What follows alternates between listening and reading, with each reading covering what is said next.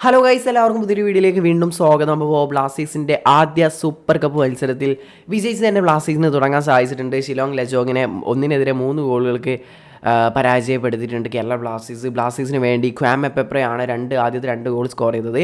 പിന്നെ നമ്മുടെ മലയാളി താരമായ ഐമനും സ്കോർ ചെയ്തു. അപ്പോൾ നല്ലൊരു പ്രകടനം തന്നെയാണ് ബ്ലാസ്റ്റേഴ്സിൻ്റെ ഭാഗത്ത് നിന്ന് കാണാൻ സാധിച്ചത്. അവർ പിന്നെ പെനാൽറ്റിയിലൂടെയാണ് സ്കോർ ചെയ്തിട്ടുണ്ടായിരുന്നത്. അത്യാവശ്യം നല്ല രീതിയിൽ ഷിലോങ് ലജോങ് കളിക്കുന്നുണ്ടായിരുന്നു. അതിനാൽ ബ്ലാസ്റ്റേഴ്സിൻ്റെ ഭാഗത്തു നിന്നും ഒരു ഗ്രേറ്റ് പെർഫോമൻസ് ആണ് കാണാൻ സാധിച്ചത്.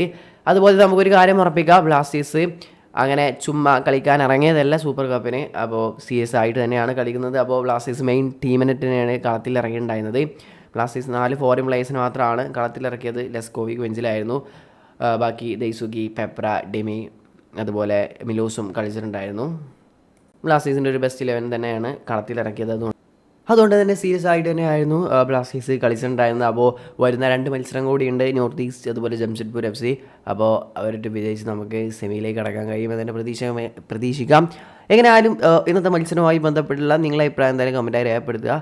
അപ്പോൾ വീഡിയോ അവസാനിക്കുകയാണ്. നെക്സ്റ്റ് വീഡിയോയുടെ വീണ്ടും കാണാത്തവരേക്കും ബൈ.